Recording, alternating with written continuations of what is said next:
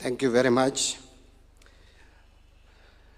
Your Excellency, I am glad to be standing here today to present what I can term as my report form on the assignment handed over to me, together with the Attorney General, by the Cabinet on 15th of December 2025, having approved the establishment of National Infrastructure Fund in Kenya, and also approved the commencement of the necessary legal framework required for establishment and operationalization of the fund.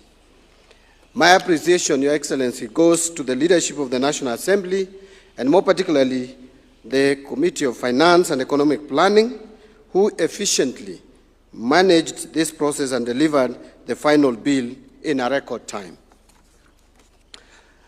Your Excellency, some of the proposals in the National Infrastructure Bill 2025 are informed by lessons learned and best practices from other countries that have experienced significant infrastructure development by transitioning from traditional debt-heavy public spending to blended investment-led financing models. We studied successful models from jurisdictions including India, Singapore, Saudi Arabia, South Africa, Nigeria, Germany, and Canada, among others.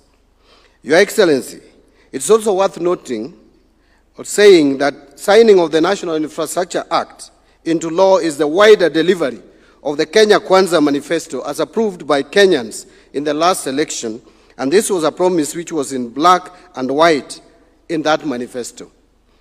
And Your Excellency, allow me to blow my own trumpet and affirm that I am a fast learner in this regard, and I can ably explain that manifesto even though I was not part of it at the time.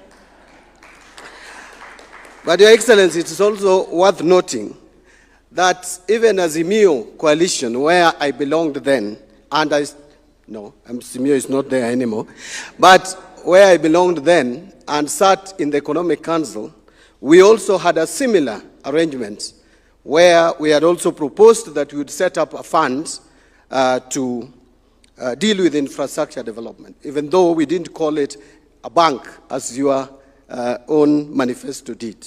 So all Kenyans were in agreement that we were facing constrained fiscal space, yet we still needed a huge and massive investment in infrastructure. And therefore, we had to think outside the box and come up with the innovative ways of financing our infrastructure projects. Your Excellency, allow me to speak to the macroeconomic context informing this proposal. Kenya's fiscal position places real constraints on policy choices. Public debt stands at approximately around 67% to date of GDP, while debt service obligations consume more than half of ordinary revenue. As a matter of fact, our projection for 26-27 is that 48.7% of our ordinary revenue will go into debt service costs. That is almost 50%. And there was a year we had already crossed the 50% mark. So, Your Excellency, it's evident that we don't have more space, especially in debts, and we don't have space also in our increased taxation. Hence, the necessity to come up with these innovative and creative ways of financing commercially viable infrastructure projects. At the same time, Kenya's tax to GDP ratio remains in the mid-teens, reflecting both economic structure and the social and political limits of taxation. Global financial conditions have also tightened, making borrowing more expensive and less predictable. Yet demands on government have not diminished. Infrastructure gaps remain a binding constraint to growth, while social sectors require sustained investments, like education. Your Excellency, it would interest Kenyans to know that we are spending close to 27% of our expenditure, total expenditure, in supporting education in this country. Yet, you still hear complaints that we are not supporting education enough. We are spending so much money in supporting health programs, including primary health care, which is funded 100% by the national government. Yet still, you still hear concerns that we should put or allocate more resources in healthcare. We are spending so much money in social interventions to our elderly, those who are vulnerable in different ways, and yet still you hear that we need to spend money on these social interventions.